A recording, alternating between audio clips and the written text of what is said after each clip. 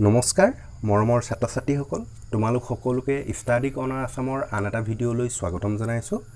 আজিৰ এই ভিডিঅ'টিত আমি শংকৰদেৱ শিশু বিদ্যা নিকেতন ক্লাছ 3 ইংৰাজী কিতাপখনৰ 2 নম্বৰ লেসন হোলী আলোচনা কৰিম। তো তোমালোকে মন দি শুনি যাবা।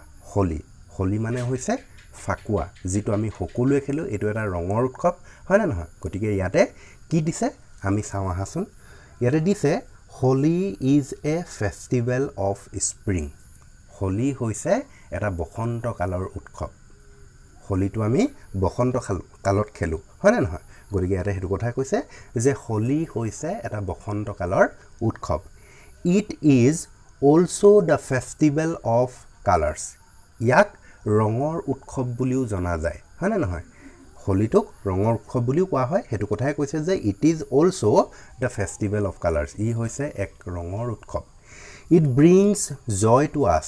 ই আমালৈ আনন্দ কঢ়িয়াই আনে। এই হোলীটোৱে আমাক আমাৰ মনলৈ আমালৈ আনন্দ কঢ়িয়াই আনে। যেতিয়া আমি হোলী খেলোঁ তেতিয়া আমাৰ সকলোৰে মনবিলাকত খুব ফূৰ্তি হৈ থাকে হয় নে নহয়? তো সেইটো কাৰণে কৈছে যে ই সকলোৰে বাবে আমাৰ সকলোৰে বাবে ই আনন্দ কঢ়িয়াই আনে। Mother prepares sweets for us during Holi. আৰু এই হোলীৰ সময়ত আমাৰ মাসকলে, তোমাৰ মা হওক বা মোৰ মা হওক হয় নে নহয়, বা তোমাৰ বন্ধুসকলৰ বা বান্ধৱীসকলৰ মা হওক, সকলো মাকবোৰে কি কৰি থাকে সেই সময়ত সুইটছ মিঠাই বনায় আমাৰ বাবে হয় নে নহয়? তো সেইটো কথাই কৈছে। We exchange abir with our friends and relatives.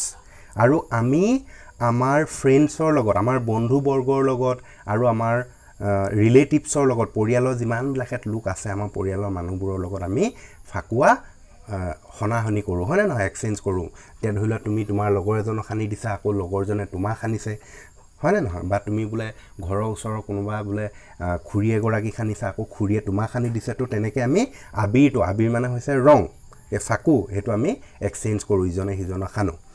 It is an expression of love.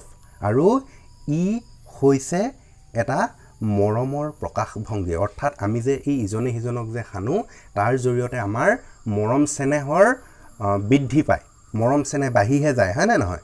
এতিয়া তোমাক ধৰি লোৱা, তুমি যদি তোমাৰ বন্ধু এজনে যদি তোমাক যদি ফাকুৱা সানি দিছে, তেতিয়াহ'লে তোমাৰ খং নুঠে, কিন্তু বৰঞ্চ মনটো ভালহে লাগে আৰু অট'মেটিকেলি মৰম বাঢ়ি যায়। তো সেইটোৱে কৈছে যে এইটো এটা আমাৰ মৰমৰ প্ৰকাশভংগী। উই গিভ আবিৰ টু আৱাৰ এল্ডাৰ্ছ অলছো। আৰু আমি আমাৰ যিসকল জ্যেষ্ঠ লোক, আমাতকৈ ডাঙৰ, সেই ডাঙৰসকলকো আমি আবিৰ সানো, ৰং সানো হয় নে নহয়? তুমি এতিয়া ধৰি লোৱা তোমাৰ দেউতাকো ৰং সানা, তোমাৰ মাকো ৰং সানা হোলীৰ সময়ত।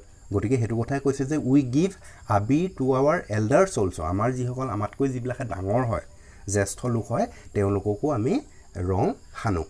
It is a mark of respect for them.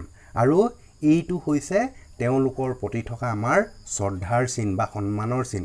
আমি যে ডাঙৰবোৰক যে ফাকু সানো, ৰং যে সানি দিওঁ, তুমি ধৰি লোৱা তোমাৰ দেউতা সানিছা বা তোমাৰ দাদা সানিছা, তোমাৰ বাইদেউ সানিছা, এইটো বৰঞ্চ এনেকুৱা নহয় যে আমি আমাৰ জ্যেষ্ঠসকলক আমি সন্মান নকৰোঁ। বৰঞ্চ সেইটোৰ পৰা এইটো এটা চিন হয় যে সন্মান, আমাৰ যে তেওঁলোকৰ প্ৰতি যে ডাঙৰসকলৰ প্ৰতি যে সন্মান আছে, সেইটো সন্মানৰ এইটো এটা চিন হয়। উই শুড এভইড হাৰ্মফুল কালাৰ্ছ।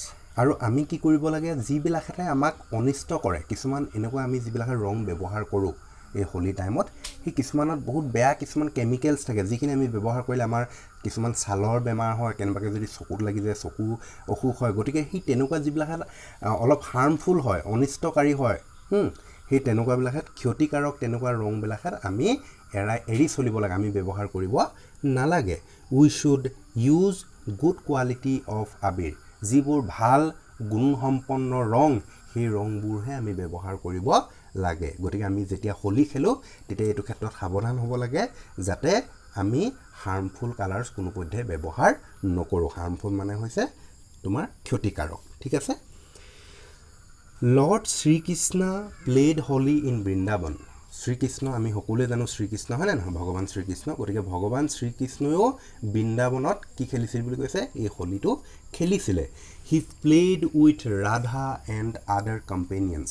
তেখেত মানে শ্ৰীকৃষ্ণৰ কথা কৈছে। শ্ৰীকৃষ্ণই ৰাধা আৰু তেখেতৰ যিবিলাক অন্য সংগী আছিলে, কম্পেনিয়নছ আছিলে, বন্ধুবৰ্গ আছিলে, তেওঁলোকৰ লগত বৃন্দাবনত ফাকু খেলিছিল we observe Holi on the full moon day of spring আমি এই যে হোলী খেলাৰ কথা কৈ আছে এই হোলীটো আমি কেতিয়া খেলিম বুলি কৈছে full moon day of spring বসন্তকালৰ যিটো সময়ত ফুল মুন ডে হয় অৰ্থাৎ পূৰ্ণিমা হয় সেই সময়ত আমি এই ফাকুটো খেলোঁ people should play Holi with devotion and love আৰু আমিবোৰে এই যে হোলী খেলোঁ এই হোলীটো উইথ ডিভোশ্যন এণ্ড লাভ ইয়াতে কৈছে যে আমি ভক্তি আৰু মৰমেৰে আমি এই অবজাৰ্ভ কৰিব লাগে পালন কৰিব লাগে এই হোলী যিটো উৎসৱ যিটো ৰঙৰ উৎসৱ এই উৎসৱটো আমি ভক্তি আৰু মৰমেৰে খেলিব লাগে